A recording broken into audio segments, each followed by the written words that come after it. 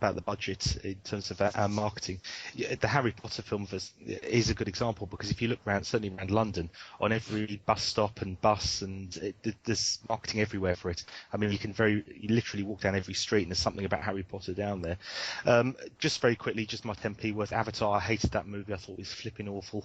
Didn't like the story, and I didn't think it was great at all. But I just wanted to say that because everybody else seemed to love that film. You're just a bluest. Yeah, that's probably right. Well, the only bit I did enjoy was when the aliens were getting blown up near the end. That came as something of a relief, because I thought it's the end of the movie very shortly. But I couldn't stand that film. So. Yeah, well, just for the record, I'm actually a Harry Potter fan, so I was going to be seeing the Deathly Hallows anyway, regardless of the marketing, regardless of any of that. Yeah, me too. Yeah, I was always going to be there anyway, so just to clear that up. Right, what we'll do, if Roy's happy, we'll shift on to a more upsetting topic, actually, because we've gone from the lawyer who got his prison sentence for nim shifting, which is, some would say, is just desserts. But now we've gone to a bit more of a tragic story, and this is from the Register, and it involves Twitter. Ironically enough, so I'm bringing it up now. There's a Chinese lady. She was due to be married, and on her day of her marriage, she was arrested because she had retweeted a tweet which was supporting a protest in Japan. She's retweeted it, and she's subsequently been arrested and thrown inside for re-education through hard labour, is the official term, for a year. And so that was sort of a bit of a tragic story to add on to the thing about Twitter. I don't know if you've got any comments about Twitter, Roy or Gordon, because I know Twitter's blocked in China. It's not me, isn't it? I'm not sure it's a specific Twitter thing. Could be a blog item, or could be a conversation, or her just standing up with a megaphone. But did she have lots of followers? It doesn't say. I mean, the article came from the Register. She's retweeted it. Well, actually, it wasn't her tweet. She's retweeted it, and somehow, which again isn't explained on the article, the authorities have caught up with her for this retweet of this promotion of a protest and she's been she's been sentenced to a year of re-education through labour. Yeah, so it's very nice how they use the. I should say something about China. I've noticed it since around 2007. Is you never get sentenced for your opinion, but you get sentenced for being crazy or needing some kind of mental health assistance of some sort. And that's the way China knows how to handle dissidents. It's basically trying to characterize them as having a mental issue and putting them in mental institutes. And that's, to the outside, it looks safe enough that they put it in propaganda, in papers. And you say that she needs education, but that's basically a way of saying, well, it's censorship because she was probably opposing it in some way or just echoing a criticism of the government. But what I should tell you, though, I'm not sure from the report it's possible that she was actually saying critical things about the government before, but this was the last straw, so to speak. You never quite know it from papers, but when I read papers in the West, I know and I assume that they have a slant against the Chinese and trying to portray them as the bad censors, even though we have censorship here as well. I suppose we could talk about Chambers, Paul Chambers, yeah. They had some protests war in, I think in Blackburn.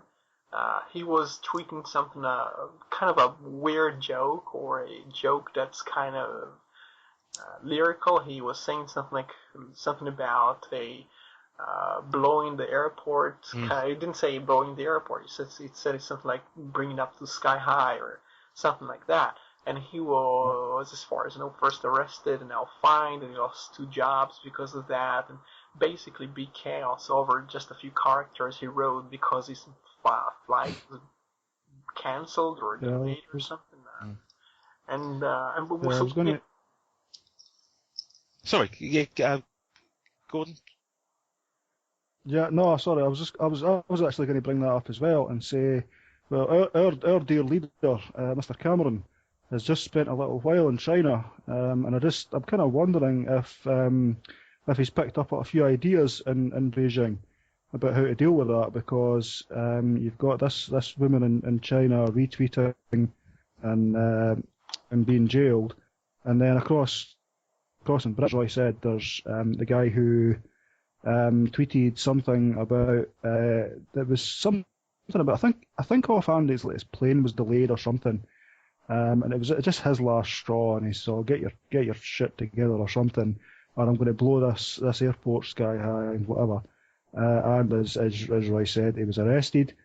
There was an appeal, and the judge decided that was language, that it wasn't a joke, and that it was enough to be interpreted as malicious, as meaningful, as real as intent, to cause fear, because presumably the judge, the way the judge saw it was airport staff would have seen this tweet coming through, and effectively it would they could easily interpret that as like a bomb alert or something.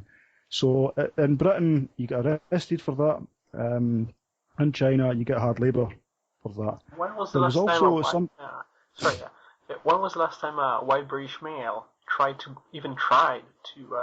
get aboard a plane to take you down? I'm just wondering if maybe I'm... Yeah, I mean, the other one as well was a politician.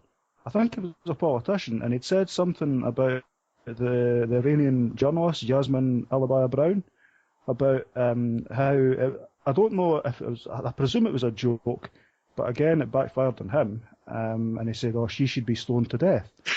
And I think he had to resign. I don't know, he might have been thrown out of I don't even remember the details of this. He might have been thrown out of his party, and all for a joke, and he's trying to appeal and all of that, just because he had said something on Twitter. Now, I don't know if that's just a typical arrogant MP deciding to say whatever they want. I don't know if there was any other background to that, if he had made other jokes of a similar type. I don't know. I don't know the details. But that was just another example of one tweet that got very, very real consequences for his job as well. Yeah, well, you have to... that's one of the things they have to be careful. If they don't say things with tone, then they put it down in text and they think it sounds one way.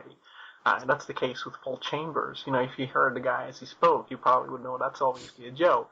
And you have to get a context. He returned from the airport. As far as I know, he returned from the airport or something after it was cancelled, or was it before? Maybe he found out in his house. In any case, the text doesn't give you quite the full story of things. It could be said as a joke, and you cannot quite prove that.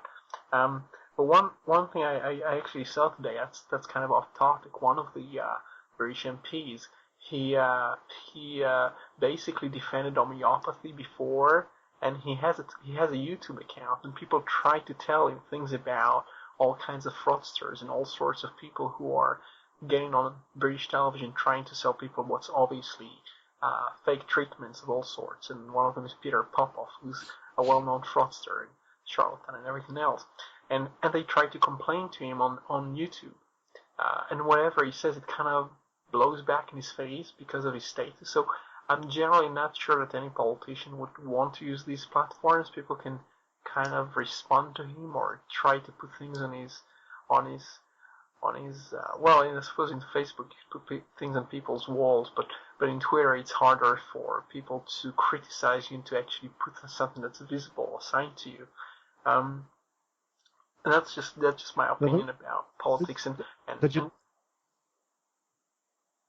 Yeah, I was just going to say, did you remember maybe a couple of years ago, maybe a year ago, there was, I don't remember what party it was in. It was a British politician elected in Westminster, and there was something on Twitter that came from his account.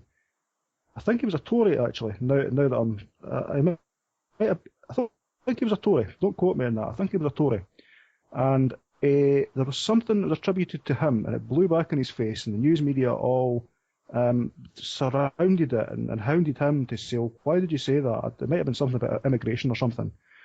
And he claimed that his Twitter account had been hacked, and that this guy has no clue about how the internet works. He claimed his Twitter account had been hacked, and that his comments had somehow been maliciously twisted and rewritten before they got out onto the stream, all as a desperate backpedal to say, oh shit, I've been caught. Yeah, it's just ridiculous. There was a Anyone celebrity, who knows how that works